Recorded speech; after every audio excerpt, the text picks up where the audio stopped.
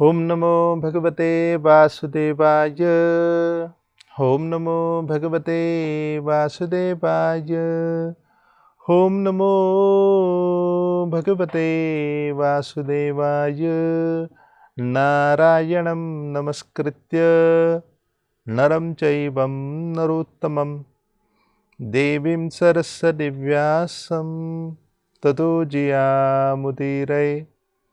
नष्टप्रायेषु अभद्रेषु नित्यं भागवत सेवया भगवती उत्तम श्लोके भक्तिरा भवती नैष्टिकी। नमो विष्णुपादाय कृष्णप्रेष्ठाय भूतले श्रीमते भक्तिवेदांत स्वामीति नामिने। नमस्ते सारस्वते देवे गौरवाणी प्रचारिणे निर्विशेष शून्यवादी पाश्चात्य देशतारिणे। जय श्री कृष्ण चैतन्य प्रभु नित्यानंद श्री अद्वैत गदाधार श्रीवासादि श्री गौर भक्त वृंद। हरे कृष्णा कृष्ण कृष्ण हरे हरे, हरे राम राम राम हरे हरे। हरे कृष्णा कृष्ण कृष्ण हरे हरे, हरे राम राम राम हरे हरे। हरे कृष्णा कृष्ण कृष्ण हरे हरे, हरे राम राम राम हरे हरे। हरे कृष्णा। आइए हम श्रीमद् भागवतम के इस अंतिम पड़ाव रुक्मणी स्वयंवर के, रुक्मणी पे प्रेम पत्र के इस चर्चा पर हम समस्त भक्तों को इस कथा में विशेष तौर से आमंत्रित करते हैं। जो माता रुक्मणी ने जो अपने प्रेम संदेश ब्राह्मण देव के द्वारा भगवान श्री कृष्ण को दिए, जिनमें मुख्यतः 7 श्लोकों के आधार पर माता रुक्मणी ने अपने हृदय को व्यक्त किए। वैसे शादी में भी 7 फेरे ही मारे जाते हैं। एक तरह से मानो कि माता रुक्मणी का कृष्ण के साथ इस श्लोकों के आधार पर दिखाई पड़ता है कि उनके 7 फेरे लग चुके हैं। ऐसे ही माता रुक्मणी ने अपने बंधनों से मुक्त होने के लिए उन्होंने मुकुंद का आश्रय ग्रहण किए। वे जो मुकुंद जो समस्त बंधनों से मुक्ति प्रदान करने वाले मुक्ति के दाता है, वैसे मुकुंद जिनके आश्रय लेने से हमारे जितने भी कर्ज है, जितने भी हमारे ऋण हैं, वे तमाम प्रकार के ऋणों से हम तत्क्षण निवृत्ति को प्राप्त करते हैं। हम इस भौतिक संसार में रहते हैं, कोई भी वस्तु हम उपयोग करते हैं तो उनका एक ऋण होता है। हवा का ऋण, पृथ्वी का जिस पर हम चलते हैं, अन्न का ऋण, जल का ऋण, अग्नि का ऋण, ये तमाम ऋणों से हम दबे हुए हैं। मगर प्रत्येक वस्तुओं को जो हम ग्रहण कर रहे इनके ऋणों को यदि अदा करने के चक्कर में जाए तो हम भव रूपी के रूप में सभी की हम उपासना में लगना पड़ेगा। इसलिए भव ईश्वरवादी के रूप में उसे भटकते रहते रहना पड़ेगा। इसलिए बताया गया है कि एक ही व्यक्ति के शरण लीजिए, गतो मुकुंदम परिहृत कृतम। वे जो मुकुंद जो तमाम प्रकार के ऋणों को छुट्टा करने के लिए, तमाम प्रकार के ऋणों से हमें राहत प्रदान करने वाले, वे अखिल ब्रह्मांड नायक, जो पूरे विश्व के नाथ, जिनके आश्रय लेने मात्र से सूर्य, चंद्र, अग्नि, वायु इत्यादि तमाम जितने भी लोगों के ऋण जो हम पर दबे हुए हैं, इस ऋणों से हम तत्क्षण राहत प्राप्त कर सकते हैं। माता रुक्मणी भी एक स्त्री के रूप में उन्होंने अपने बंधनों को व्यक्त किए। असल में जो स्त्री जो होती है वे अनेक बंधनों में दबी रहती है। प्रथम वे अपने माता पिता के बंधनों में दबी रहती है, फिर वे अपने पतिदेव के बंधनों में दबी रहती है, फिर वे अपने बच्चों के बंधनों में दबी रहती है। स्त्री जो है, इनके जीवन चरित्र को यदि कोई गौर करते हुए परखा जाए तो वे इन बंधनों से ऐसी दबी हुई स्त्रियां वे सबसे ज्यादा पीड़ित अवस्था में रहती है। मगर इन तमाम प्रकार के बंधनों से छुटकारा प्राप्त तब हो सकता है जब व्यक्ति मुकुंद का आश्रय लेते हैं। मुकुंद ही है जो हम पर ऐसी विशेष अनुकंपा बरसाते हैं जिसके कारण हमारे ऊपर जितने भी बंधन हैं उन तमाम प्रकार के बंधनों से हम तत्क्षण राहत प्राप्त करते हैं। इसलिए स्त्रियां जो होती हैं जिनके ऊपर अनेक जिम्मेदारियां रहती हैं, जिन जिम्मेदारियों को पूरा करते करते उनका जीवन यूं ही बीत जाता है, वैसे बंधनों से छुटकारा यदि प्राप्त होना है तो एकमेव मुकुंद ही एक ऐसे परम पुरुष है जो तमाम जीवों को मुक्ति प्रदान करने वाले, मुक्ति के दाता है।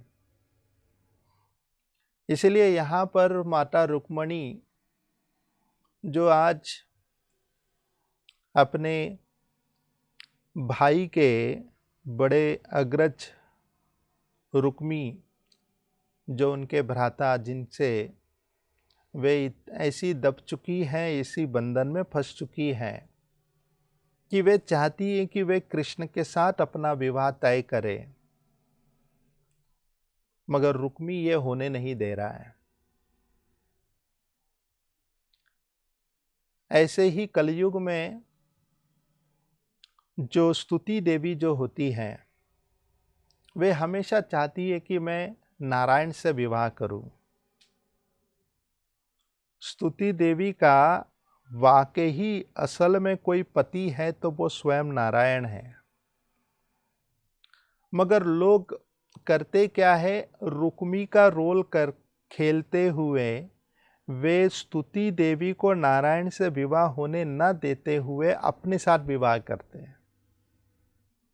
प्रत्येक व्यक्ति यही चाहते हैं कि स्तुति मेरी हो, लोग मेरा वाह करें। प्रत्येक व्यक्ति यही चाहते हैं कि स्तुति देवी मेरे साथ विवाह करे। वे केवल अपना वाह सुनने के लिए ही वे बेकरार रहते हैं। और यदि हम कह दें कि उनको चलो अब हम कृष्ण के स्तुतियों को सुनते हैं, तो वे तो उस कृष्ण की स्तुतियों में पहली बात तो वे भगवान की स्तुति से प्रसन्न नहीं होते, कहना तो दूर की बात है, सुनने की भी इच्छा नहीं रखते। इसलिए अधिकतर लोगों की अवस्था क्या है कि लोग स्तुति देवी को भगवान के साथ विवाह कराना नहीं चाहते, स्तुति देवी को अपने साथ विवाह कराना चाहते। इसी कारण से कलयुग में लोगों की ऐसी अवस्था है कि लोग भगवान के विषय में सुनना नहीं चाहते हैं। वे घंटों घंटों बैठकर सुनेंगे यदि उनके बारे में कोई कहता है तो सभी लोग लालायित है अपने लिए। इसलिए कलयुग में स्तुति देवी कुंवारी कन्या है। असल में स्तुति होनी चाहिए तो एकमैव मुकुंद का होना चाहिए। आज रुक्मणी देवी ने ये कार्य सिद्ध किए। पहले तो उन्होंने कृष्ण की स्तुति सुनी, फिर उन्होंने कृष्ण की स्तुति करते हुए इस पत्र के आधार पर उन्होंने ब्राह्मण विप्र देवता के द्वारा उन्होंने इस पत्र को उन्होंने विदा किया। ब्राह्मण देवता यहाँ पर एक गुरुतुल्य रूप में यहाँ पर हम स्वीकार सकते हैं। जीव के और भगवान के बीच में एक व्यक्ति होता है जो दोनों के बंधन को जोड़ता है। जैसे यहाँ तक कि आचार्य ने भी रामायण में भी उस विषय पर टीकाओं का वर्णन किया कि जो प्रभु रामचंद्र जी के पास जो धनुष बाण थे, जो शिवचाप, जो उन्होंने सीता मैया के स्वयंवर में उन्होंने उसका जो भंग किया, उसका व्याख्या करते हुए बताते हैं कि जो शिवचाप जो है उसके जो ऊपरी वाला जो भाग है वो उसकी तुलना की गई है भगवान के साथ, निचले वाले भाग को तुलना की गई है जीव के साथ, और दोनों को जोड़ने वाला जो भाग है उसकी तुलना की गई है गुरु के साथ। अर्थात सीता स्वयंवर या सीता का विवाह जो रामचंद्र जी के साथ हुआ, अर्थात एक जीव का भगवान के साथ मिलन हुआ।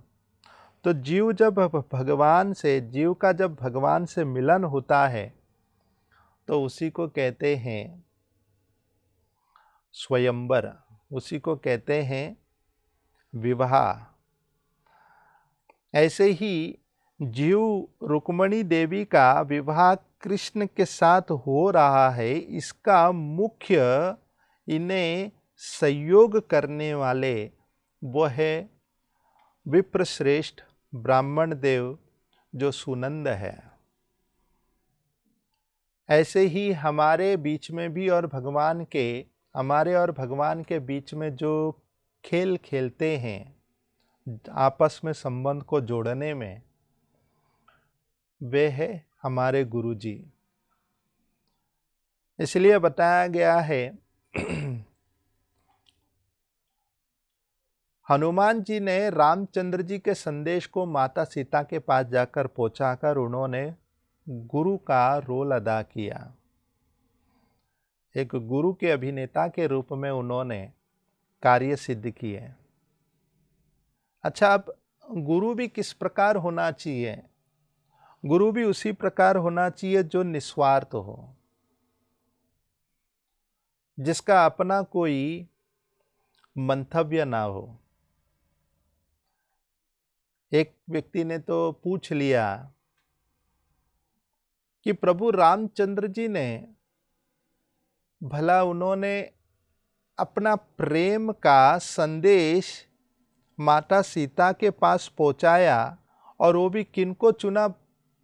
हनुमान जी को। और वे हनुमान जी एक ब्रह्मचारी है। एक ब्रह्मचारी ने प्रेम का पत्र वे सीता मैया को जाकर क्या सुनाएंगे? अब वे जो बाल ब्रह्मचारी जिनके जीवन में उन्होंने कभी प्रेम को कभी अनुभव किया ही नहीं, तब फिर कैसे उन्होंने ये प्रेम संदेश पहुंचाए?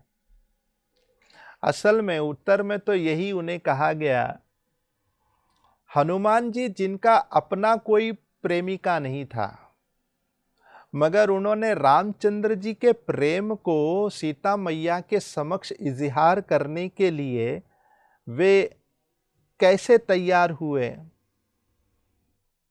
उन्होंने इस प्रकार तैयार हुए, वे हनुमंत जिनके जीवन में अपना कोई प्रेम का चक्कर नहीं है, वे हनुमंत जिनके जीवन में अपना कोई प्रेम का चक्कर नहीं है, मगर वे जानते हैं प्रभु राम का प्रेम कैसे है। इसलिए वही व्यक्ति राम के प्रेम को या राम या भक्त के प्रेम को वही व्यक्ति समझ सकता है जिनका अपना कोई व्यक्तिगत व उनका कोई मंतव्य नहीं है। ऐसे ही हनुमान जी का अपना कोई निजी स्वार्थ नहीं था, वे हनुमंत निस्वार्थ भाव के थे। इसी कारण से हनुमंत ने इस कार्य करने में सिद्ध हुए। ऐसे ही ब्राह्मण विप्र जिनका अपना कोई निजी स्वार्थ नहीं है, मगर वही ब्राह्मण आज जाकर वे माता रुक्मणी के प्रेम संदेश को कृष्ण के पास आकर पहुंचाए। अब इन 7 पत्रों में यदि गौर किया जाए, जिसमें माता रुक्मणी वे कहती है, श्रुत्वा गुणान भुवन सुंदर शृण्वताम ते निर्विश्य करणै विव्रय हर्तु अंगतापम रूपम दृशाम दृश्यमताम अखिलार्थ लाभम त्वयच्युत विशित चित्तम तृप्तम में। श्रुत्वा गुणान, रुक्मणी देवी कहती है कि मैं कृष्ण के गुण को सुनकर इतनी बावरी हो गई, इतनी बेशरम हो गई कि मुझे तो पता लग गया कि इस संसार में कृष्ण से बढ़कर सुंदर व्यक्ति और कोई नहीं है।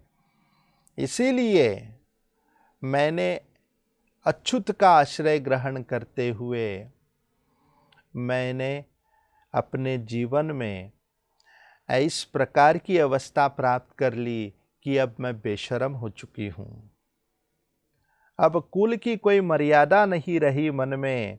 जो भगवान से जिनके चित्त में भगवान के प्रति प्रेम जग जाता है, जो परम धर्म को जिन्होंने प्राप्त कर लिया है, वो छोटे छोटे धर्म से वे कभी विचलित नहीं होते।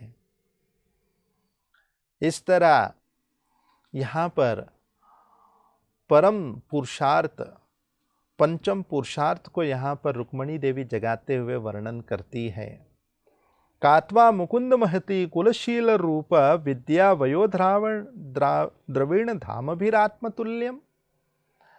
रुक्मणी देवी ने मानो कि ये जब प्रस्ताव रखा तो कृष्ण के द्वारा ये मन में प्रश्न आया होगा। रुक्मणी देवी पत्र लिखते वक्त ये विचार कर रही है कि कृष्ण के मन में ये प्रश्न जग रहा होगा कि मैं ही क्यों कर रही हूं प्रेम का इजहार, मैं ही क्यों विवाह करना चाहती हूं।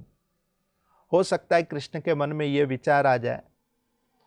तो कृष्ण को ये बात समझाते हुए रुक्मणी देवी कहती है कि कात्वा मुकुंद महती कुलशील रूप, मेरा और आपके जो गुण जो है आत्मतुल्यम, दोनों समान है। अर्थात मेरी कुंडली आपकी कुंडली दोनों मिलती जुलती है। इस कारण से मैं कह सकती हूं कि हमारा विवाह निश्चित होना चाहिए। क्या कहा जाए कि मेरे अंदर और आपके अंदर जो गुण जो इतने ये इस प्रकार प्रकाशित है, कहती है कुल शील रूप विद्या वयो धाम भीर आत्मतुल्यम। तो यहाँ पर उन्होंने इन 7 गुणों को उन्होंने व्यक्त करते हुए इस प्रकार जब इजहार किए, तो रुक्मणी देवी आगे कहती है लेकिन मेरे पास एक एक्स्ट्रा क्वालिटी है। और वो क्या है? तो कहते वृणित कन्या, मैं ब्रह्मचारिणी हूँ, आप ब्रह्मचारी नहीं हो, ये मेरे स्पेशलिटी है। अर्थात मेरे पास ये प्लस पॉइंट है, तो मैं इस प्लस पॉइंट से मैं आपको प्रेम का इजहार कर सकती हूँ, ये मेरा अधिकार है। आप ब्रह्मचारी नहीं हो, ये क्यों कह रही है? क्योंकि कृष्ण का पहले से ही प्रेम का जो ब्रज की गोपियों के साथ पहले से ही उनका प्रेम का जो इजहार पहले से ही चल रहा है। इसी कारण से रुक्मणी देवी का ये कहना एक रस भाव से वे अपने इष्ट देव भगवान के प्रति इस माधुर्य भाव को व्यक्त कर रही है। तात्विक दृष्टि से तो भगवान हमेशा ब्रह्मचारी ही है, मगर तथापि वे अपने इस रस भाव को व्यक्त करते हुए वे आगे कहती है, तन्मे भवान खलु वृद्धपतिर अंग जायाम आत्मार्पितश्च भवतो अत्र विभो विदेहि। आत्मा अर्पितश्च। अब ये जो तीसरे नंबर श्लोक जो है, जो पहले में तो भगवान की स्तुति गाई कि आप कितने सुंदर हो, तो दूसरे में रुक्मणी देवी ने तुलनात्मक करते हुए व्यक्त किए। अब तीसरे नंबर श्लोक में कहती है रुक्मणी कि मैं अब आपके चरणों में समर्पित हूं, मुझे आप स्वीकार लीजिए। ये श्लोक वाकई भगवान को अति प्रिय लगा। आत्मार्पितश्च भवतो अत्र विभो विदेहि। विभो विदेहि अर्थात आप विभो हो, प्रत्येक जीव के हृदय में आप विद्यमान हो, यानी कि आपको सब तरह का, सबकी बात आपको कानों कान खबर है। इसीलिए आप इतने महान हो कि आप प्रत्येक जीव के हृदय में चित्त में निवास करने वाले वही परमात्मा, आप ये भी जानते हो कि मेरे चित्त में आपके प्रति कितना प्रेम है। इसी कारण से मैं अपने इस प्रेम को आपके समक्ष व्यक्त करती हुई मैं जान गई, माम वीर भागाम, हे मेरे स्वामी, आपका जो भाग है, आपका जो वस्तु है, इस वस्तु को किसी और का अधिकार ना हो, केवल आप ही का अधिकार हो। माम वीर भागाम अभिमर्शतु चैद्याराध। चैद्य राजा जैसे शिशुपाल इत्यादि वे लोग इस पर अपना अधिकार ना जमाए। गौमायु तन मृगपतेर। जिस प्रकार शेर का जो शिकार जो होता है हिरण, वो शेर के शिकार शेर ही खाएगा, शेर के शिकार को श्रृगाल ना खा जाए। तो जितने भी चैद्य राजा इत्यादि जो कोई है, जो आपके अलावा जितने भी अन्य गण हैं, वे सब श्रृगाल के समान हो। आप मृगपतेर, आप स्वयं शेर की भांति हो। इसलिए मैं चाहती हूं कि आप ही अपने इस वीर भागाम, अपने शिकार को ग्रहण करिएगा, क्योंकि मैं तो आपकी शिकार बन चुकी हूं। आपकी हरि कथा ने ही मुझे शिकार बना दिया। अब आपने द्वारिका में बैठे बैठे आपकी हरि कथा भेजकर मुझे तो आपने घायल कर दिया, मगर इस घायल अवस्था में मैं जो आपकी भाग हूं, कहीं इसे कोई और आक्रमण ना कर ले।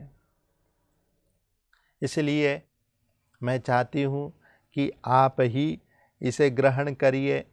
आगे कहती है कि हो सकता है कृष्ण के मन में यह विचार आए कि आपने ऐसा पूर्व समय पर क्या सद्कार्य किए कि जिससे आपने मुझे पति के रूप में स्वीकारने का निर्णय किया।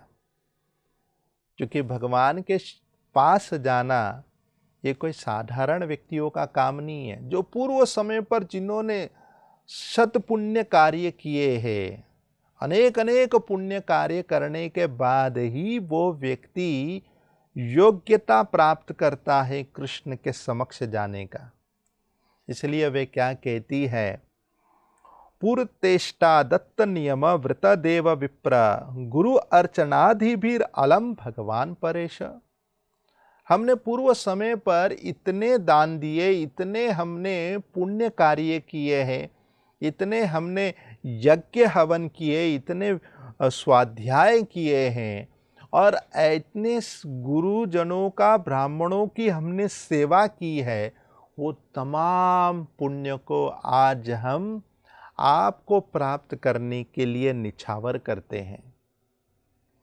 यदि मैंने कोई भी इस प्रकार के पुण्य कार्य की हूँ तो ये सारा पुण्य मैं आपको प्राप्त करने के लिए दांव पे लगाती हूँ, मगर मुझे आप चाहिए। लोग पुण्य कार्य तो करते हैं, लेकिन वो पुण्य कार्य किस लिए करते? कि मेरा भला हो जाए, अपना कुछ हो जाए, अपना मंगल हो जाए।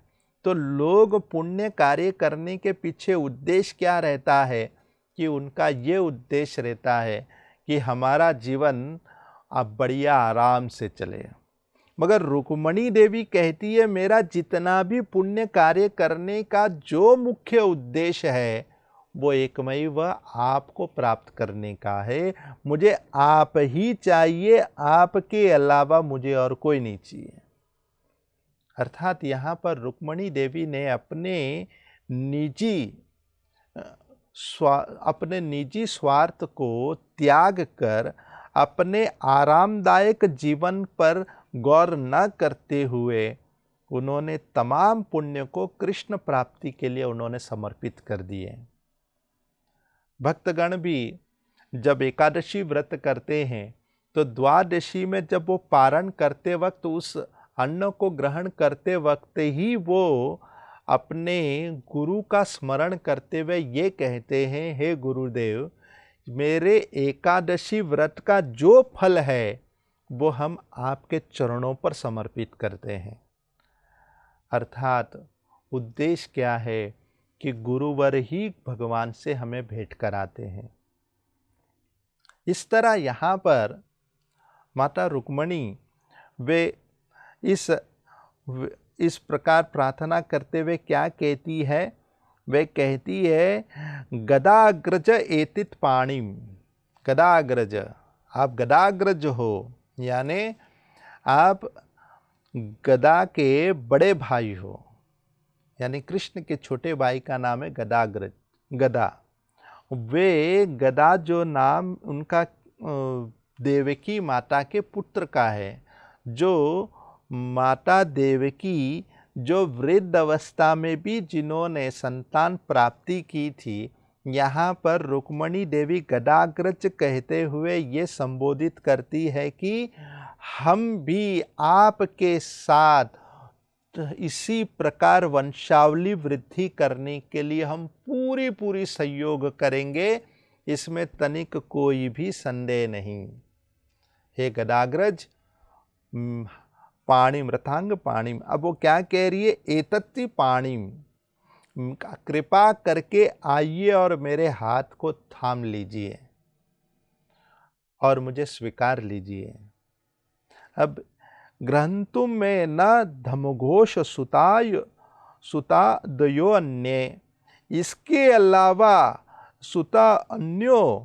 सुतादयो अन्य, वे कहती है कि इसके अलावा कोई भी धमघोष, यानी कि धमघोष के जो पुत्र शिशुपाल तक छुए नहीं, यहाँ तक शिशुपाल क्या कोई भी मुझे ना छुए। यदि आप नहीं मिले तो भी इनमें से कोई मुझे ना छुए, मैं तो यूं ही प्राण त्याग दूंगी। अब जिन्होंने अपने आप को कृष्ण का मान लिया, भला उनको कौन छू सकता है? कौन, किस यमदूत के पास शक्ति है कि वे उन्हें पकड़ कर लेकर जाए? जो कृष्ण का हो गया उसे इस संसार में कोई दुष्ट व्यक्ति नहीं छू सकता। इस प्रकार रुक्मणी देवी ये प्रार्थना करते हुए क्या कहती है कि आप कृपा करके मुझे स्वीकार लो। कृष्ण ने कहा, ठीक है, अब हम आपकी बात से सहमत हो चुके, अब मुझे बताइए कि मुझे नेक्स्ट मेरा टारगेट क्या है। अब रुक्मणी देवी कृष्ण के टारगेट को समझाती है कि आपका क्या टारगेट है। आपका टारगेट क्या है? स्वभावनी त्वम अजितो उद्भवने विदर्भान गुप्त समेत्य प्रथना प्रतिभि परित। वे कहते अजित, ये अजित जिसके जो किसी के भी सामने हारते नहीं, जो प्रत्येक व्यक्ति को हरा देते हैं, वह अजित भगवान। आप आना कैसे? गुप्त में। अब अजित भी कहते हैं और गुप्त में भी आने कहते हैं। अब जब कोई जीतने ही वाला है तो गुप्त में क्या आना है? मगर यहाँ पर रुक्मणी देवी कहती है ऐसे ढिंडोरा पीटकर मत आइएगा, गुप्त में आइएगा। और गुप्त समेत किस प्रकार? समेत प्रथना प्रतिभी, जो मुख्य जो प्रतिभी यानी कि जो सेनाओं में जो मुख्य लोग हैं, अतिरथी इत्यादि, इन लोगों के साथ ही आप आइएगा, पूरी सेना को मत लाइएगा। क्योंकि सेनागण आ गए तो फिर यहाँ पर ये आपको गुप्त में प्रवेश करना दिक्कत हो जाएगा। आप गुप्त में आएंगे यानी कि आप गुप्त में प्रवेश करेंगे तो फिर दिक्कत की बात नहीं है। ऐसे यहाँ पर भगवान कृष्ण गुप्त में कैसे प्रवेश किए तो वर्णन किया कि जब दारुक, जब ब्राह्मण श्रेष्ठ को जब साथ में लेकर जब आ रहे थे तो दारुक जब रथ को चलाते हुए जब निकले तो जैसे ही महाराष्ट्र का चेक पोस्ट आया तो वहां पर प्रत्येक रथ को परखा जा रहा था। अब हर एक रथ को देखा जा रहा था कि कहीं कोई कृष्ण का तो कोई नहीं आ रहा या कृष्ण तो नहीं आ रहे। तो हर एक रथ को परखते हुए यहाँ पर दारुक का रथ जो था वो शिशुपाल के सेनागणों के एक रथ के साथ टक्कर लग गया। अब जब उसमें जब टकरार हुआ तो यहाँ पर दारुक का और उनका झगड़ा चालू हो गया। अब उनके इतने झगड़े शुरू हुए कि कृष्ण अपने उस दारुक के रथ से उतरकर जो रथ को जो चेक हो चुका है, जो चेकड है, उस रथ पर जाकर वे बैठ गए। अब तो पता ही नहीं लगा किसी को कि कैसे यहाँ पर वे ही कृष्ण यहाँ से निकल के दूसरे रथ पर जाकर बैठ गए, किसी को खबर ही नहीं हुआ। और वहाँ उस रथ पर बैठ गए और सबको तो यही महसूस था कि ये रथ अब इसका पूरी तरह चेकिंग हो चुका है। और जब कृष्ण आगे गए अब वहाँ पर व्यक्तिगत लोगों को परखा जा रहा था। अब पहला तो रथ चेकिंग हुआ, अब व्यक्ति को परखने लगे। अब रथ को सबको पार्किंग करने के बाद जब हर एक को जब परख रहे थे तो वे जो कृष्ण, उन्हें तो गुप्त में आने के लिए कहा। तो अब गुप्त में आने के लिए कहा तो कृष्ण ने अब वे तो काले कृष्ण, अब काली माँ बनने को कितना टाइम लगेगा। कृष्ण लीला में भी इसी प्रकार की एक घटना घट गई थी। जब कुटिला ने जब देखा, अब जटिला कुटिला वे राधा रानी की ननंद और सास है। तो कुटिला ने जब ये देखा कि राधा रानी कृष्ण के साथ वे रम रही है, तो ये जब अवस्था देखी तो जटिला तुरंत दौड़ती हुई गई कुटिला के पास और तुरंत जाकर उन्होंने ये बात कहा कि देखो यहाँ पर ये लोग वनों में यहाँ पर ये लोग घूम रहे हैं, रम रहे हैं, राधा रानी कृष्ण के साथ है। तुरंत जटिला कुटिला अभिमन्यु दौड़ते हुए आए कि ऐसे कैसे हो सकता है, हमारे कुल को इतना बदनाम करेगी ये राधा रानी। सब दौड़ते दौड़ते आए और तब तक वहां पर तोते ने ये खबर दे दिया राधा कृष्ण को कि तूफान आ रहा है। अब जटिला कुटिला तो एकदम बरस पड़ने के लिए आए थे और इतने रफ्तार से आ रहे थे कि तुरंत कृष्ण और राधा रानी समझ गए। तो कृष्ण ने कहा, राधा रानी को तुम चिंता मत करो। राधा रानी इतनी भयभीत हो गई कि अब क्या होगा। ननंद और सास और पति देव सब आ रहे। तब कृष्ण ने कहा तुम केवल मेरे चरणों पर हाथ जोड़कर खड़े बैठे रहो, अब मैं देखो मैं कौन बनता हूँ। तो वही कृष्ण जो काले रंग के, वे कृष्ण, काले कृष्ण, अब वो काली माँ बन गए, जीभ बाहर निकल के। वैसे भी होठ तो लाल है ही, और उसमें भी उनके अंग तो काले रंग के, कान के कुंडल भी है, और हाथ में ऐसे तलवार भाला ले लिए, और फिर ऐसे ही खड़े हो गए जीभ बाहर निकाल कर। और यहाँ पर सब लोग जब आए तो उन्होंने देखा, अरे राधा रानी तो हमारे कुल देवी काली माँ की पूजा कर रही है। तुरंत सब आके जो दंडवत किए सभी लोग ने, और दंडवत ही नहीं किए, राधा रानी की खूब स्तुति गाए कि राधा रानी कितनी भली है, हमारे कुल के लाभ के लिए देखो कितनी पूजा कर रही है। और इस तरह उनके फटकारने के बजाय उनको सराहना करते हुए गए। इसी प्रकार कृष्ण राधा रानी के साथ पहले से काफी ट्रेनिंग ले चुके हैं। तो अब यहाँ पर वही काले कृष्ण, अब उन्हें काली माँ बनने को कितना टाइम लगेगा। अब शिशुपाल की जो बहन थी वो भी काली थी। अब इनका दोनों का जमता ही नहीं था अधिकतर, और हमेशा दोनों का खटपट होता था। तो यहाँ पर इन्होंने क्या किए, इन्होंने एक पालकी में बैठ गए। अब पालकी में बैठ गए, अब साड़ी वगैरह पहन लिया, और उनकी बहन भी काली थी, तो ये सीधे शिशुपाल की बहन बन गई कृष्ण। अब शिशुपाल की बहन बन गई, जब आए तो सभी लोग ने, शिशुपाल ने पूछा ये पालकी में कौन है। तो पालकी वाले ने कहा आपकी बहन है। मेरी बहन कैसे आ गई यहां पर। तो पालकी वाले ने कहा कि माँ ने बहुत जिद किया, देखो भाई का शादी है तो तुम्हें जाना ज़रूरी है, तुम कैसे भी करके जाओ, बहुत कहे तो वो आ गई है अब आपके शादी में। तो बोला अच्छा।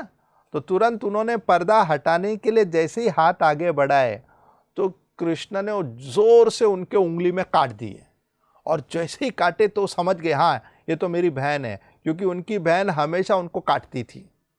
तो अब उन्होंने जब पर्दा खोलने के लिए गए, उसी समय उनको जोर से जब काटने का जब उन्हें दर्द हुआ तो तुरंत ही वो आगे का पर्दा खोलना ही बंद कर दिया। बोले ना इसको लेकर जाओ, अंदर जान दो, कोई मत रुको।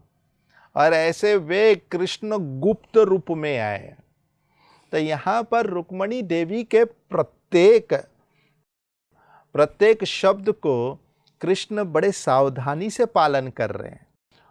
उन्होंने कृष्ण को, रुक्मणी देवी ने कहा कि आप गुप्त समेत प्रथना पति भी, और बड़े बड़े शूरवीरों के साथ आइएगा जो अति महारथी हो, और निर्मत्य चैत्य मघेंद्र बलम प्रहस्य, जो समुंदर की तरह, जो वेगवान, इतने बलवान। अब वो जैसे आज के तारीख में सबसे बड़े जो वेपन, जो सबसे ज़्यादा वेपन बनाने वाले, भयानक वेपन बनाने वाले कौन है, चाइना इत्यादि। अब ये जितने भी चाइना, अमेरिका जैसे बड़े बड़े महान बलशाली योद्धागण, वे लोग आज यहाँ पर मघेंद्र यानी कि जरासंध, शिशुपाल और रुक्मी, ये सब बलवान लोग थे। ये सब लोग आए थे रुक्मणी के स्वयंवर में शिशुपाल के विवाह कराने। अब इन लोगों के साथ लड़ना था कृष्ण को, और वो भी कृष्ण को ये कहा कि सेनागणों को मत लाना, केवल गिने चुने को लाइएगा, सेलेक्टेड लोग, ऐसा व्यक्ति हो जो 1000 की संख्याओं के रूप में बराबर हो, और उनको दाएं बाएं मत भेजना, अपने साथ ही रखना। और क्या कहती है माम राक्षसेन विधुनोत वीर्य शुल्क, और करिए क्या राक्षसेन, अब एक राक्षसेन विधो, यानी कि राक्षस विवाह में कोई नियम नहीं होता, बस सामने वाले को परास्त करो, उठा के लेकर चले जाओ, अब उसमें कोई नियम नहीं है। और वैसे विवाह को भी सराहना किया गया है, जो कि जिसमें कोई आपत्ति नहीं माना जाता है। और कृष्ण को इस प्रकार का विवाह के लिए यहाँ पर रुक्मणी देवी ने अपना प्रस्ताव दिया। अब ये यहाँ पर रुक्मणी देवी ने ये तो अपना प्रपोजल दिए कि आप मेरा विवाह राक्षसी भाव में करिएगा।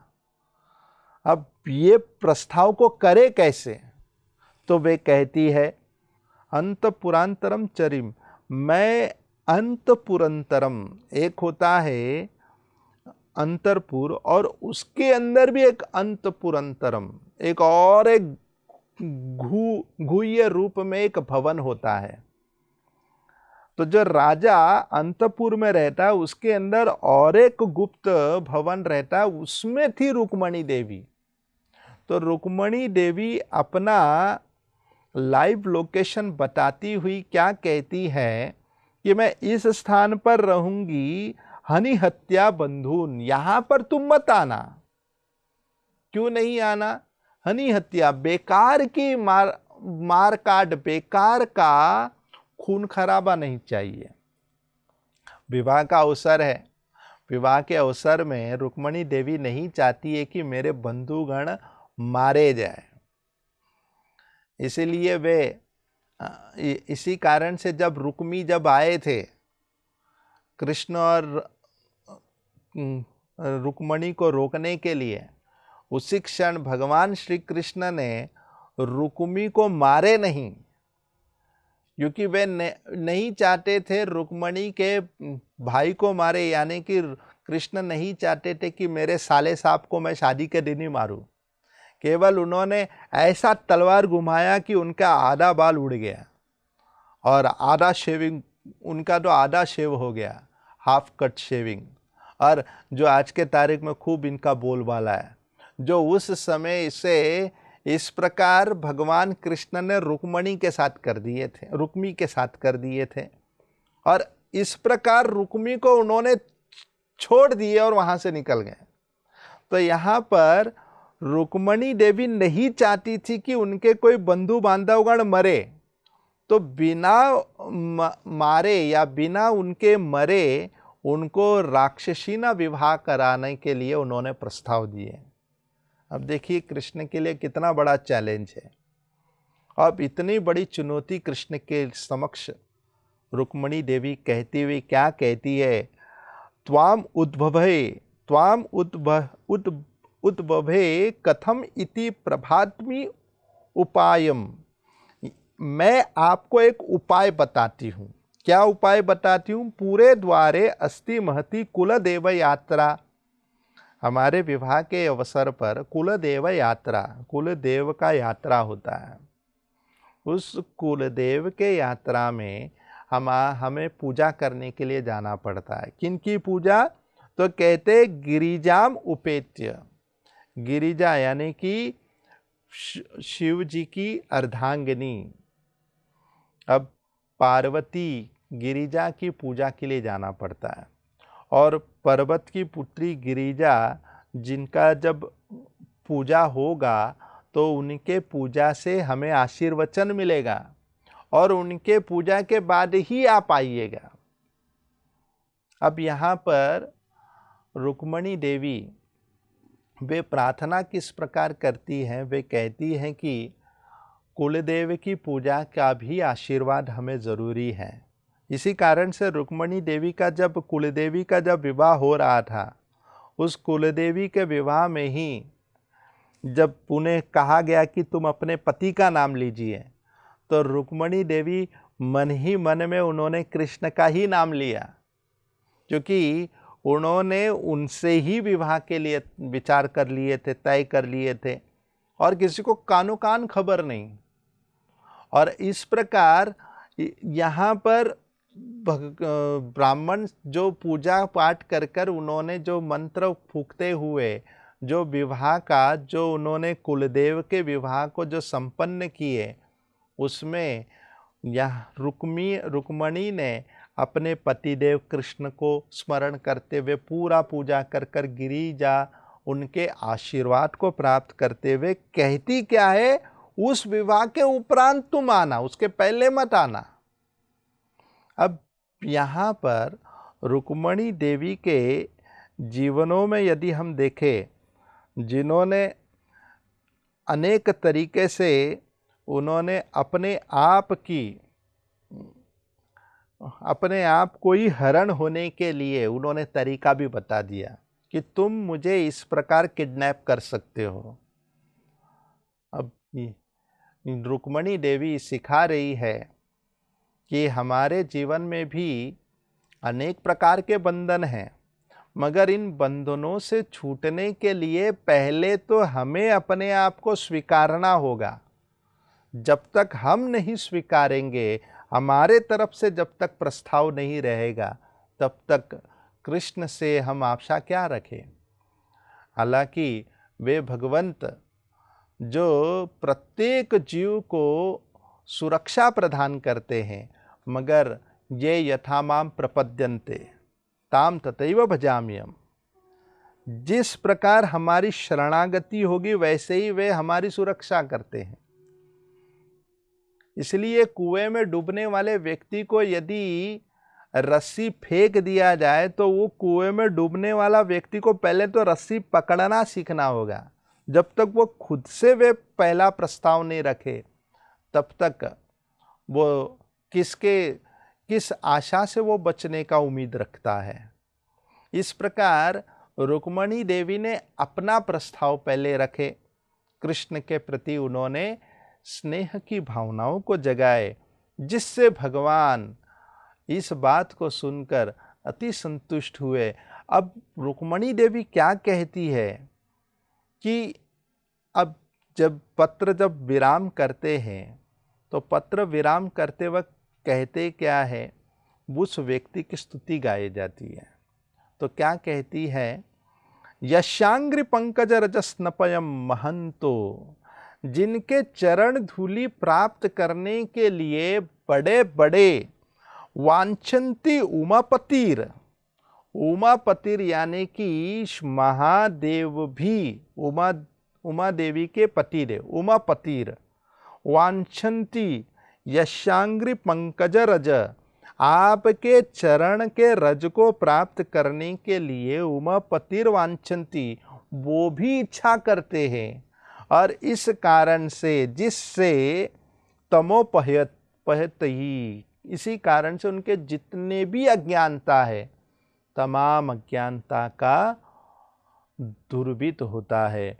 एकमैव भगवान के चरण रज ही एक ऐसी शक्ति है जिससे हम अपने अज्ञानता को नाश कर सकते हैं।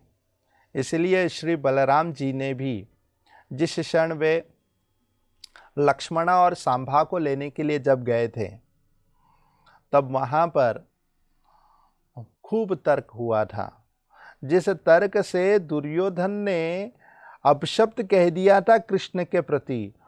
बलराम जी इतने क्रोधित हो गए कि तुरंत वो महल से बाहर आए, पूरा का पूरा हस्तिनापुर वो गंगा में डुबाने के लिए, जमुना की ओर डुबाने के लिए जब वे बाहर निकले, उसी क्षण यहाँ पर तमाम जितने भी हस्तिनापुर के वासी थे, सब दौड़ते दौड़ते दुर्योधन, शकुनी इत्यादि सब बलराम जी के चरणों पर गिर पड़े और क्षमा याचना कर रहे थे। तब बलराम जी कहते हैं, यशांग्रि पंकज रजो अखिल लोकपालैर मौलिरुत्तमैर्धृतम् उपासित तीर्थ तीर्थम ब्रह्मा बहो अहमपि यस्य कला कलाय श्रेयस उद्भव्यम चिरम अस्य उपाश्रमस्कव। वे कहते हैं, यशांग्रि पंकज रजो अखिल लोकपालैर, जिनके चरण धूलि से पूरा अखिल लोकपालैर, संपूर्ण ब्रह्मांड का भरण पोषण होता है, जिनके कृपा से ये संभव होता है, जिनकी कृपा से अखिल लोकपाले बड़े बड़े दिग्गज गण भी, लोगों के अधिपति, जो हर एक लोक के जो मुख्य अधिपति है, वैसे बड़े बड़े पर्सनैलिटी भी भगवान के चरण धूलि प्राप्त करने के लिए लालायित है। और यहाँ पर दुर्योधन को ये समझा रहे हैं श्री बलराम जी। ऐसे ही माता रुक्मणी देवी भगवान के चरण धूलि की स्तुति गाते हुए कह रही है कि आपके चरण रज प्राप्त करने के लिए उमापतिर वांछन्ति, ऐसे महान लोग भी आपके चरण धूलि प्राप्त करने के लिए लालायित है। जिससे होता क्या है, तमोपहयतीय, तमाम प्रकार की अज्ञानता का नाश होता है। अब रुक्मणी देवी वे यहाँ पर दर्शा रही है कि मेरे 5 भाई हैं। अब जो अज्ञानता जो होता है, 5 प्रकार की अज्ञानता होती है, और ब्रह्मा जी ने इस अज्ञानता को उत्पन्न किए थे। कारण क्या था? क्योंकि जब उन्होंने चतुर्कुमार को उत्पन्न किए और चतुर्कुमार को उत्पन्न कर कर कहा अब गृहस्थाश्रम में जाओ, चतुर्कुमारगण उन्होंने जब भागवत वेद सब श्रवण कर लिए तो वे लोग हरि बोल दिए, ना बाबा हमें कोई गृहस्थ आश्रम में नहीं जाना है, हम ऐसे ही ब्रह्मचारी रहकर केवल भगवान के भजन साधन में लगे रहेंगे। और ब्रह्मा जी को क्रोध आ गया। अब नारद ऋषिवर को उत्पन्न किए। नारद ऋषिवर को जब संदेश दिए, पूरे वेद साहित्य की जब शिक्षा प्रदान किए, तो नारद ऋषिवर ने भी यही कह दिया हम ब्रह्मचारी ठीक है। तब ब्रह्मा जी ने ये देखा कि ऐसे ही शिक्षा देने के बाद उन्हें अगर गृहस्थ आश्रम में जाने कहूँगा तो नहीं जाएंगे। तो उन्होंने किए क्या? उन्होंने 5 प्रकार की अज्ञानता को उत्पन्न किए। तृतीय स्कंद में वर्णन करते हैं, ससर्ज छाया अविद्याम पंच पर्वाणामाग्रत तामिश्रम मंदतामिश्रम तमो मोहो महातमो। तो वे कहते ये 5 अज्ञानता के विषय में। तो वो 5 अज्ञानता क्या है? तामिश्रम। अब यहाँ पर रुक्मणी माता के भी 5 भाई थे, जो 5 अज्ञानता के साथ इसको तुलना कर सकते हैं।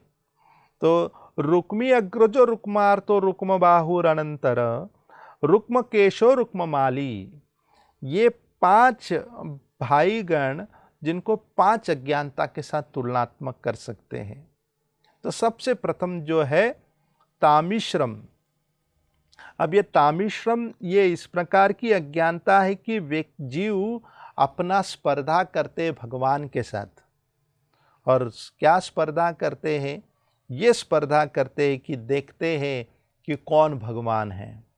वे इतने आराम कर रहे तो हम क्यों नहीं करेंगे? तो भगवान के साथ जीव का जब स्पर्धा होता है तब दूसरी अज्ञानता पकड़ता है, और वो क्या है? तमो। तमो यानी कि वे अपने आप को भूल जाते हैं। हम अपने स्वरूप को भूल जाते कि मैं हूं कौन। अब जब हम अपने आप को भूल जाते हैं तो तीसरा अज्ञानता पकड़ता है। तो जीव जब अपने आप को भूलता है तो अब चाहिए क्या? उसे कुछ तो पहचान चाहिए। तब उसे तीसरा अज्ञानता पकड़ता है, वो है मोह। यानी कि उसको एक शरीर दिया जाता है, जिस शरीर को वो समझता है मैं यही हूं। जैसे इंद्र को जब श्राप मिल चुका था कि तुम सुअर बन जाओ, तो वही इंद्र सुअर बनकर वो गंदे नाली में भटक रहा था। ब्रह्मा जी आकर उनको निवेदन किए कि अरे तुम्हारे लिए स्वर्ग का राज शासन खुला है। तो ये सुअर जो थे, राजा इंद्र जो सुअर के शरीर में था, जिनके अनेक जॉइंट फैमिली थे, और वो अपने जॉइंट फैमिली में बहुत बेहद खुश था, और इतना खुश था कि ब्रह्मा जी के दिए हुए प्रस्ताव को भी उन्होंने ठुकरा दिया। ना ना ना, आई एम हैप्पी हियर, यहाँ देखो मस्त यहाँ पर मल मिल रहा है खाने। तो सुअर के शरीर में भी उसे मल खाने में बड़ा आनंद आ रहा था वे इंद्र को, क्योंकि इंद्र भूल ही गया था कि वो कौन है। वो तो अपने आप को एक सुअर मान रहा था।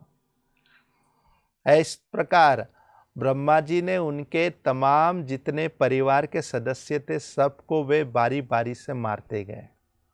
अंत में इंद्र बचा रहा तो वो सुअर ने कहा मैं यहाँ रह के करूँ क्या, चलो हम भी चलते हैं।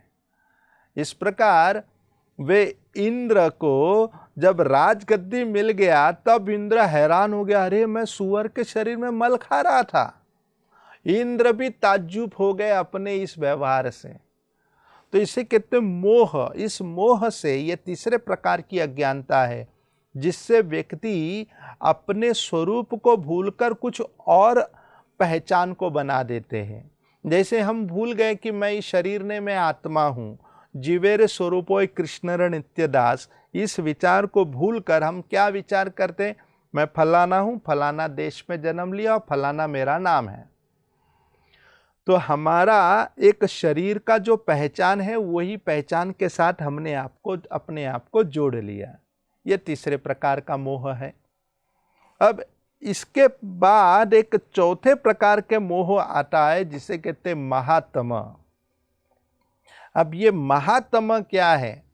इस महातम में व्यक्ति पूरा भूल जाता है, अपने शरीर में इतना रम जाता है कि शरीर के परिवर्तन को भी नहीं समझ पाता कि शरीर कैसे बदल रहा है उनका। इस विषय को वो जान ही नहीं पाता। जो शरीर का सुख है उसी को ही वो सर्वश्रेष्ठ मानता है और इस प्रकार वो चौथे अवस्था में पड़ता है महातम के बाद। अंत में अंधतामिश्रम, और उस शरीर के सुख को ही श्रेष्ठ दर्जा देकर अंधतामिश्रम ये भी भूल जाता है कि उसकी मृत्यु भी आ रही है। इस प्रकार के 5 प्रकार की अज्ञानता ब्रह्मा जी ने जो उत्पन्न किए, इस अज्ञानता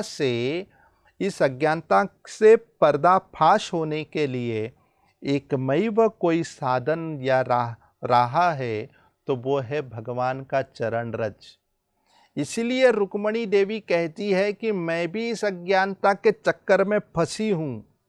यशांग्री पंकज रज, आपके जो रज जो है ये मुझे प्राप्त हो जाए, जिनके लिए वांछन्ति उमापतिर, बड़े बड़े दिग्गज गण भी, महादेव भी, वे भी आपके चरण धूलि प्राप्त करने के लिए लालायित हैं।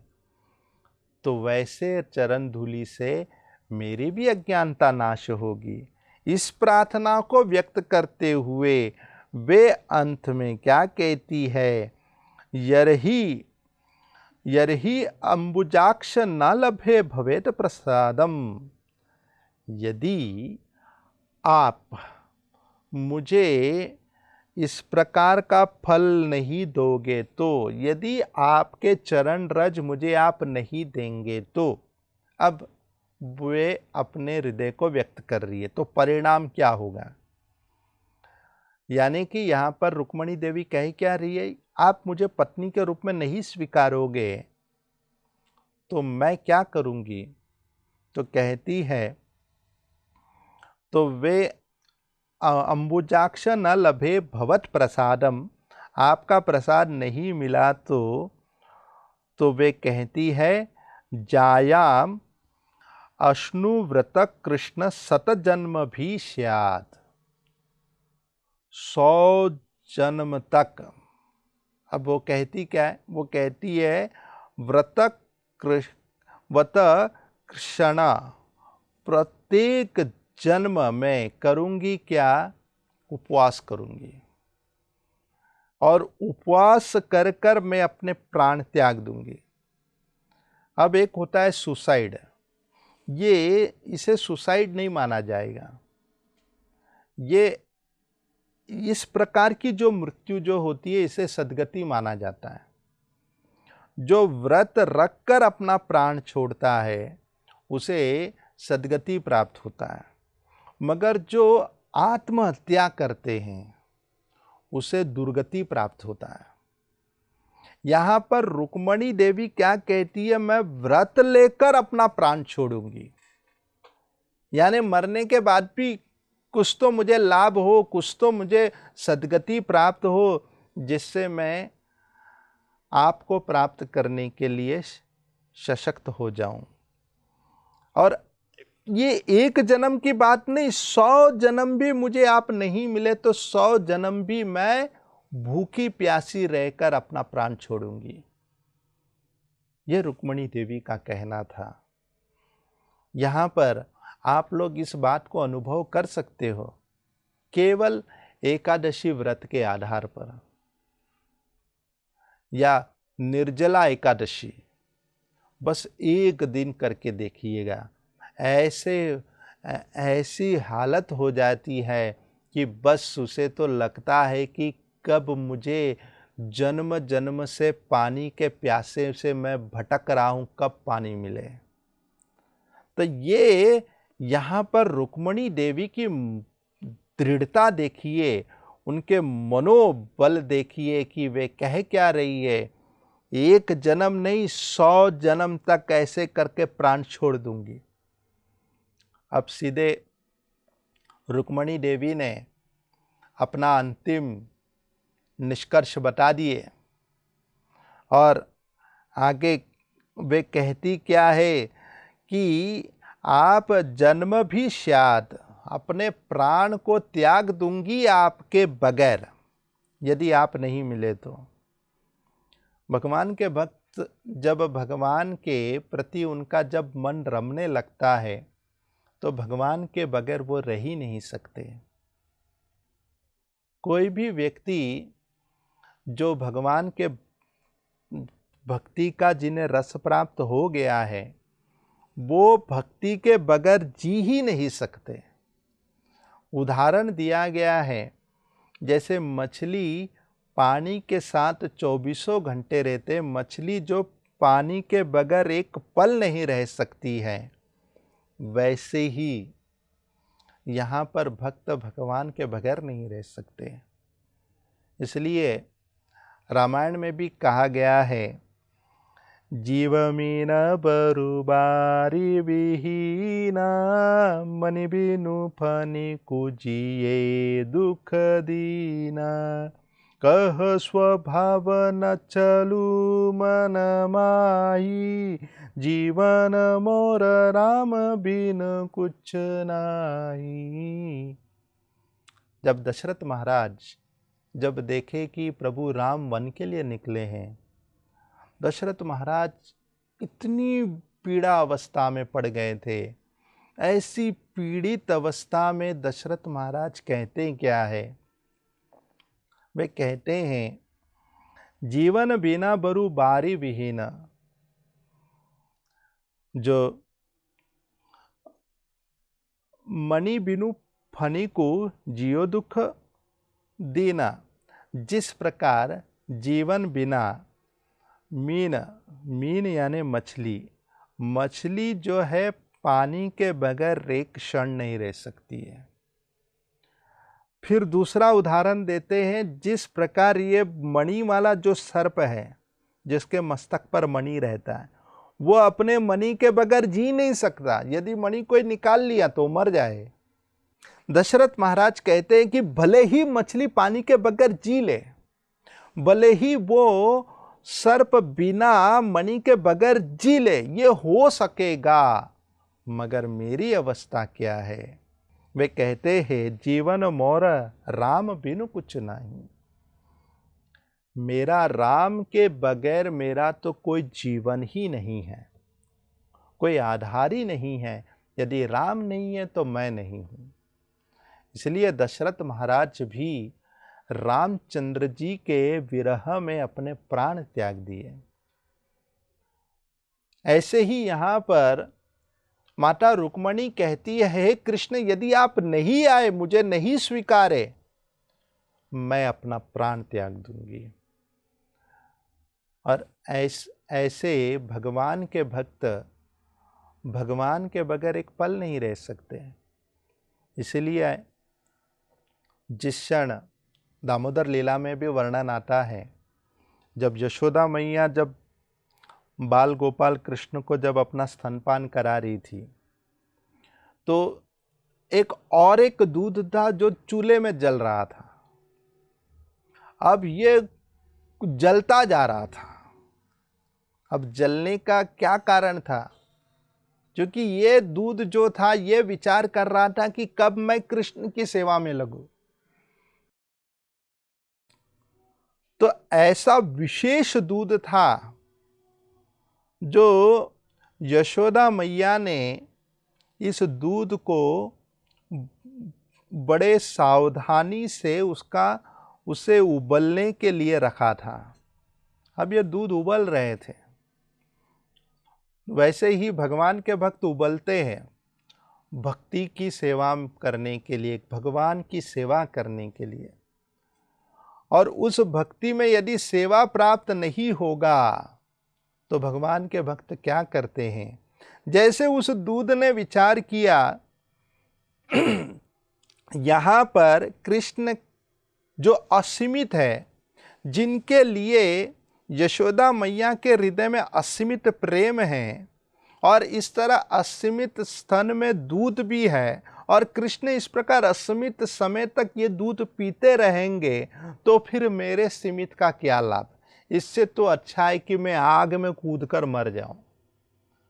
इसलिए वो दूध जो था वो उबल कर अपने आप को प्राण त्यागने के लिए मानो कि एक प्रकार से सती कर रहा था। जीवन बिनु नाही, राम बिनु कुछ नहीं। ऐसी अवस्था आ गई इस दूध की भी कि मैं कृष्ण के बगैर जी नहीं सकता। ऐसे ही यहाँ पर माता रुक्मणी की अवस्था हो गई। वे रुक्मणी देवी अब जीना चाहती ही नहीं। यदि कृष्ण नहीं आए तो मुझे जीने का कोई हक नहीं। और इस प्रकार वे अपने इस पत्र को लिखते हुए, विराम करती हुई, वे समाधान करती हुई, ये अंत में भगवान को चरण दासी के रूप में कहती हुई इस पत्र को विराम करती हैं। होता है ना, जब हम पत्र लिखते हैं तो पत्र लिखते हुए अंत में क्या लिखते? Your faithful servant. ऐसे ही माता रुक्मणी ने ये कह दिया, शत जन्म जीवन त्याग, 100 जन्म तक मैं अपने प्राण को त्याग दूंगी यदि आप नहीं आए। इस प्रकार फेथफुल सर्वेंट के रूप में उन्होंने दस्तखत करते हुए अपने पत्र को विराम किए। अब जब विराम किए तो भगवान श्री कृष्ण कहते हैं, ब्राह्मण उवाच इति ते गुह्य संदेश यदुदेव महाहृत विस्मृय कर्तुम यच्चात्र। ब्राह्मण देव ने पूरा पत्र पढ़कर उन्होंने फिर पूछे कृष्ण से कि हे वासुदेव, अब बताइए कि अब मेरे लिए क्या सेवा है, मेरे लिए आज्ञा क्या है, कृपा करके मुझे बताइए। क्रियताम तद अनंतरम, मैं क्या करूं, कृपा करके आप मुझे संदेश दीजिए। सुखदेव गोस्वामी अब वे कहते हैं, वैदर्भ्य सस्तु संदेशम निशम्य यदुनंदना प्रगर्य पाणिनाम पाणी प्रहसन इदम अब्रवीत। भगवान श्री कृष्ण बड़े प्रसन्न होकर उन्होंने ब्राह्मण देव के हस्त कमल को लेकर अपने हाथों पर रख दिया। अब यहाँ पर भगवान के स्नेह की जो भावनाएं जो होती है कुछ ऐसे ही होती है। भगवान जब भी किसी से जब प्रेम करते हैं तो उनके हाथों को अपने हाथों में रख देते हैं। इसलिए जब ब्रह्मा जी ने कठोर तप किया, तप करने के बाद जब दर्शन किए तो नारायण ने पहला ब्रह्मा जी के साथ शेक हैंड किए, अपने हाथों को उनके साथ हाथों में मिलाए। जब उद्धव जी को जब संदेश वाहक बनाकर जब कृष्ण को वृंदावन भेजना था तो कृष्ण ने उद्धव जी के हाथों को अपने हाथों पर रखकर उन्होंने अपने प्रेम का इजहार किए। बड़ा विलक्षण भगवान की भावनाएं हैं। भगवान जब भी किसी से स्नेह करते हैं तो पहले तो उनके हाथों को लेकर अपने हाथ पर रखकर वे प्रेम जगाते हैं। अब उन्होंने इस ब्राह्मण देव के हस्त को अपने हाथों पर रखकर उन्होंने ये संदेश कहा, बड़ा विचार विमर्श कर उन्होंने अब इस विषय को गहराई से विचार किया। इसलिए महात्मा गण कहते हैं कभी भी कुछ कहना है तो पहले 3 बार अपने अंदर ही बड़बड़ा लो, क्योंकि 3 बार आप उस बात को अपने अंदर बड़बड़ा लोगे तो चौथी बार जो निकलेगा तो सही वाक्य निकलेगा, क्योंकि उसी में आपको सही गलत सब पता लग जाएगा। लोग इस पर विचार विमर्श ना कर कर सीधा ही बड़बड़ा देते हैं और कहते हैं I am very straight forward. ये वाकई ये गुण सही नहीं है, इसे सही गुण नहीं माना जाता है। व्यक्ति को पहले विचार विमर्श करना चाहिए कि मैं कह क्या रहा हूं। क्योंकि वो स्ट्रेट फॉरवर्ड क्यों बोल रहा है, वो इसलिए बोल रहा है क्योंकि उसका मन नियंत्रित नहीं है। मन नियंत्रित रहेगा, मन को यदि नियंत्रण में रखते हैं तो वाक्य जो कहते हैं वो भी स्पष्ट रूप में और लोगों को उद्वेगन करने वाला वाक्य नहीं होगा।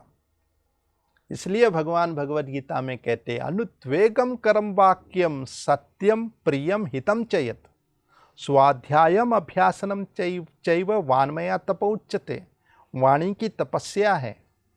वाणी की तपस्या कैसी होती है? वाणी की तपस्या तब होती है जब व्यक्ति दूसरों को उद्विग्न करने वाली बातें नहीं करते हैं। अब सच कहो तो वाणी में ऐसी ताकत है कि सामने वाले व्यक्ति को पूरी तरह हम फुसला सकते हैं, अपने वश में कर सकते हैं। वाणी में ऐसी ताकत है, मगर दुर्भाग्य है कि हमें बोलना नहीं आता। अब जब तक हम बोल नहीं सकते तो दूसरों को अपने साथ मित्रता के साथ जोड़ कैसे सकते हैं? इसलिए बोलने में बड़ी कला है और यहाँ पर भगवान वासुदेव से हमें सीखना चाहिए। वे भगवान वासुदेव प्रसन्न होकर उन्होंने श्री भगवान उवाचा, वे कहने लगे तताहम अपि तच्चित्तो निद्राहम च न लभे निशि।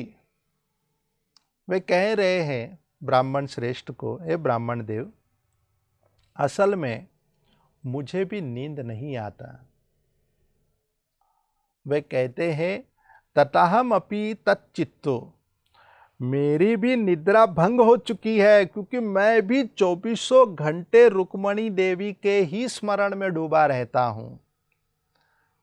अर्थात जो जिन्हें प्रेम का रोग लग गया है वे तो रात को तारे गिनते रहते हैं। यहाँ पर कृष्ण कह रहे हैं मैं भी रात में केवल तारों को गिनता रहता हूँ। रुक्मणी देवी के वियोग में मैं भी छटपटाता हूँ।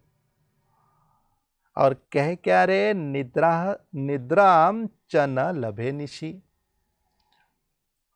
नींद तो आती ही नहीं। अब प्रेम जब गहराई रूप में जब लग जाता है तो व्यक्ति का भूख प्यास निद्रा सब भंग हो जाता है। तो ऐसे ही यहाँ पर कृष्ण कहते हैं कि मेरे नींद भी भंग हो चुके हैं। जो महात्माएं गण जिनके चित्त में भगवान के प्रति प्रेम जग चुका है, उन्हें तो खाने पीने में कुछ सूध-बूध है ही नहीं। वे तो सोते भी है। जो हमारे छठ गोस्वामी गण, वृंदावन के छठ गोस्वामी गण, वे महीने में कुछ खाए तो खाए, महीने में एक बार कुछ दही के तो कुछ वाटी भरकर दही खा लिए तो खा लिए, वरना वे कुछ खाते भी नहीं थे। वे तो अहर्निश वे भगवान के भजन में तल्लीन रहते थे।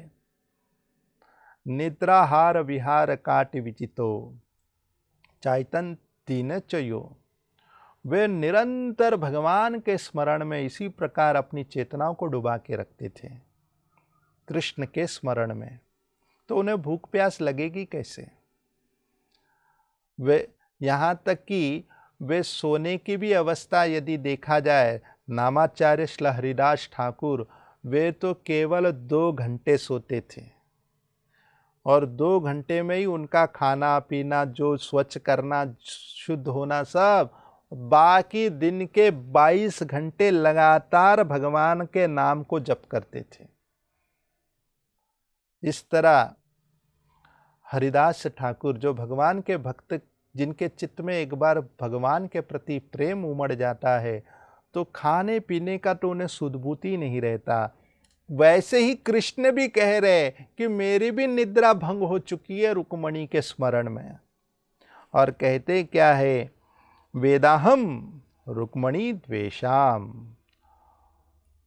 मैं जानता हूं ये सारी वार्ता कि रुक्मणी भी मेरे स्मरण में डूबी है, साथ में ये भी जानता हूं कि रुक्मणी का भाई रुक्मी जो है वे द्वेष करता है मुझसे, उसके मन में बहुत ईर्ष्या है मेरे प्रति। अब भगवान के प्रति जो ईर्ष्या की जो भावना है, इसकी उत्पत्ति कहाँ से हुई है? ये मधु और कैतव, ये मूल इनके जड़ हैं, उन्हीं के ही सारे वंशज है भगवान के प्रति वैरी भावना रखने का। और ये मधु कैतव की उत्पत्ति कहाँ से हुई है? भगवान नारायण के कर्ण से 2 कचरा निकला, और जो भगवान नारायण के कानों से जो 2 कचरे निकले, इसी को कहते हैं मधु और कैतव, जिन्होंने उसी क्षण यहां पर नारायण के साथ लड़ने की इच्छा कर दी कि ये इतना आराम से क्यों सोया है, हम भी आराम से सो सकते, पहले इसको हराते। तो तब से जो भगवान के प्रति जो वैरी की जो भावना है, तब से लोगों के चित्त में भरी भरी हुई हारी है, और जो भगवान से द्वेष करता है वो मधु कैतव के समान है। तो जो कान का जो कचरा कान से निकला हुआ, उसी कानों से ही भगवान की कथा जब श्रवण करेंगे तो ये सारे कचरे निकल जाएंगे। जो मधु और कैतव जो कान के कचरे के समान जो कान के अंदर, हृदय के अंदर बैठा हुआ है, उस हृदय के अंदर बैठे हुए उस कचरे को दुर्वित करने के लिए हमें कर्णरेंद्र से भगवान की कथा ही सुननी चाहिए, जिससे भगवान के प्रति द्वेष, भक्त के प्रति ईर्ष्या की भावना तमाम प्रकार से हम निवृत्ति प्राप्त कर सकते हैं। इस तरह यहाँ पर कृष्ण कहते हैं, वेदाहम माम वेदाहम, मैं ये सारी बातें जानता हूँ, जिन्होंने मेरे और रुक्मणी के विवाह में रोक टोक लगाए, तुरंत उन्होंने रथा संयुज्जातम असु दारुकेत अह सारथिम, तुरंत उठकर खड़े हो गए कृष्ण, दारुक को बुलाए और दारुक को कह दिए रथ तैयार करो। तुरंत रथ तैयार किया गया, और रथ तैयार किया गया। अब कृष्ण पहले ब्राह्मण श्रेष्ठ को चढ़ाते हैं। यहाँ पर जो कृष्ण के रथ के 4 घोड़ों का भी नाम वर्णन किया गया, बड़ा विस्तृत रूप में सुखदेव गोस्वामी वर्णन करते हैं। और जब कृष्ण पहले ब्राह्मण श्रेष्ठ को चढ़ाए, फिर वे चढ़े। अब ये आदर सम्मान होता है, जो हमसे जो बुजुर्ग है पहले उसे आगे रखना चाहिए और तब व्यक्ति को चढ़ना चाहिए। ऐसे रामायण में भी देखे, रामचंद्र जी ने भी सबसे पहले माता सीता को नौकाओं में बिठाए, फिर वे बैठे। एक ऐसी ही घटना घट गई कि ट्रेन में एक मुसलमान व्यक्ति, वे ट्रेन खड़ी थी तो वे ट्रेन में बैठ गए अपने सीट पर और रामायण पढ़ना चालू किए।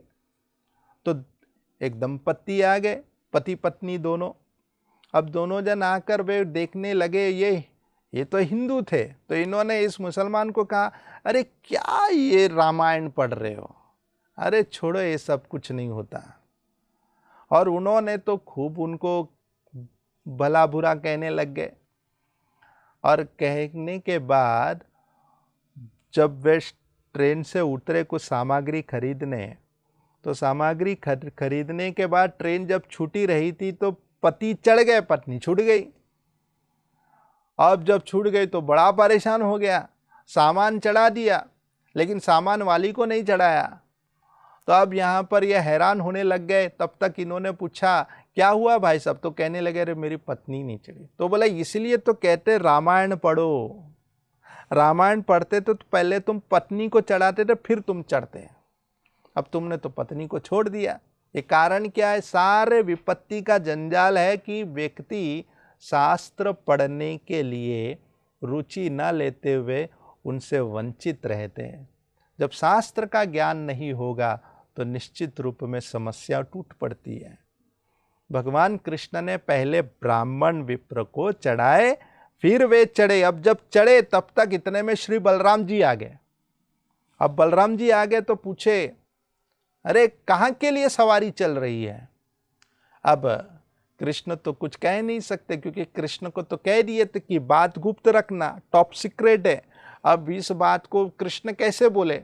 तो कृष्ण ने ब्राह्मण विप्र को देखकर इंगित किए, अब ब्राह्मण श्रेष्ठ कुछ बोलेंगे। तो ब्राह्मण श्रेष्ठ ने कहा कि हम जा रहे हैं कुंडिलपुर, जहाँ पर रुक्मणी देवी का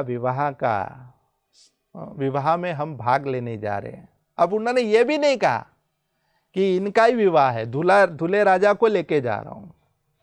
अब जब ये कह दिए तो अब बलराम जी कहने लगे, अच्छा ये कृष्ण इतना बड़ा हो गया है, ठीक है ठीक है, चलो चलो हम पीछे से आते बाराती लेकर।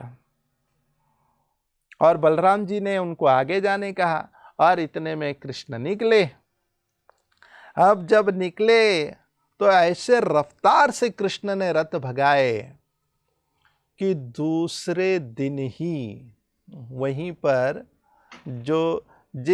वे उसी दिन के रात की बात है, यानी कि दूसरे दिन विवाह था, उसी दिन रात को ही यहाँ पर रुक्मणी देवी के हाथों में मेहंदी लगाया जा रहा था।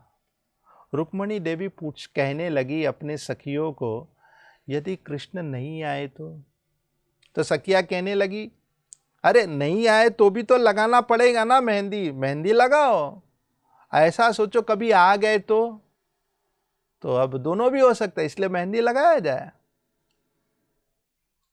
तो इस समय यहाँ पर सारी सखिया रुक्मणी देवी के हाथों में मेहंदी लगा रहे थे। रुक्मणी देवी केवल इसी संशय में थे कि कृष्ण आएंगे क्या नहीं आएंगे, और बड़े व्याकुल, बड़े चिंतित अवस्था में तब तक उनके मन में विचार आने लगा कि कहीं मुझे प्राण छोड़ने की तो बारी नहीं आएगी, कहीं ऐसा तो नहीं कि मेरे ऊपर किसी की कृपा नहीं है। और वे कहने लगी कि कहीं दुर्भगाय न मे दत्त नानुकूल महेश्वरा देवी वा विमुखी गौरी रुद्रानी गिरिजा सती। अब उन्होंने ये कहा कि मेरा इतना सारा व्रत उपवास जो पुण्य कार्य किए, इस पर थोड़ा भी गौर नहीं कर रही है गौरी। गौरी यानी कि छोटी सी, जो बाल अवस्था में, तो गौरी तो मेरे भावनाओं को जान ही नहीं सकती। फिर दूसरा नाम लेती है विमुख गौरी रुद्रानी। रुद्रानी यानी कि रुद्र की पत्नी। अब रुद्र यानी कि रोना, तो यहाँ पर रुद्रानी चाहती है मैं केवल रोती रहूं। और फिर तीसरा कहती है गिरिजा। गिरिजा भी नहीं चाहती कि मेरा विवाह हो कृष्ण से। गिरिजा है, वे क्या जानेगी मेरे मन की भावना, वे तो पर्वत की पुत्री है, मन भी पर्वत की तरह है।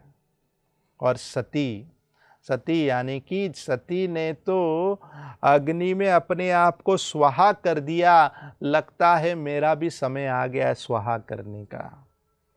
इस प्रकार उन्होंने ये याचना करते हुए सोची रही थी। तब तक ब्राह्मण श्रेष्ठ आ गए। अब जब ब्राह्मण श्रेष्ठ आ गए तो दूर से ही देखकर रुक्मणी देवी इतनी खुश हो गई कि ब्राह्मण श्रेष्ठ आ गए। बड़े प्रसन्न होकर वे हंसती खिलती हुई उनसे पूछने लगी।